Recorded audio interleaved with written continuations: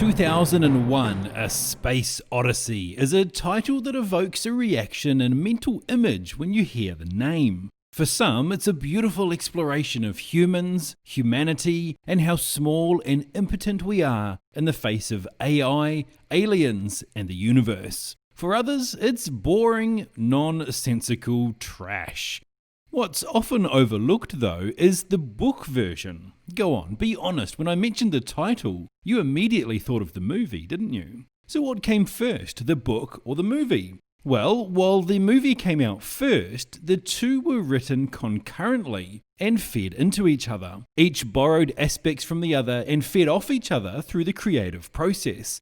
Arthur C. Clarke and Stanley Kubrick collaborated to create what is, in my opinion, a masterpiece. So before we get into more detail, let's refresh our memories as to what this story's about.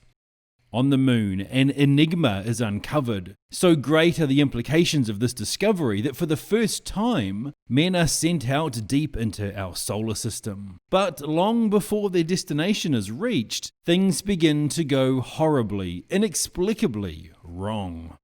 The opening of this book with the pre-human ape-like creatures reminded me a lot of a series of short stories by H.G. Wells in the book Tales of Space and Time, except whereas I found that to be an absolute drag to read, 2001 really pulled me in. Returning to this book each night was like a warm blanket. Of course, the irony of reading about a shiny rectangle monolith on my shiny rectangle iPad was not lost on me. I no doubt had the same slack jaw look on my face as the man-apes as I drank this book in. There's three main sections to this: the pre-humans, set 3 million years ago, the discovery of the monolith on the moon, and the journey of the ship Discovery out deep into the solar system. Each section is quite different, but each really got to me.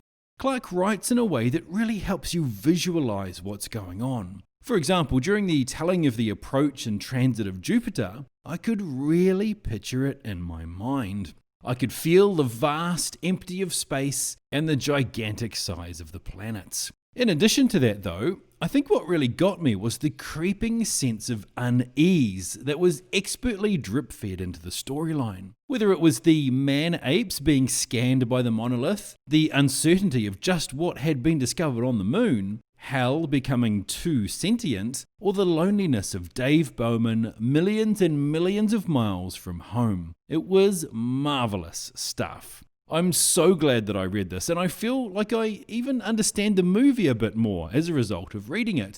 The book has the space to fill things in more and expand on what's happening in the various sections. The end result is a first-class read, and I highly recommend it.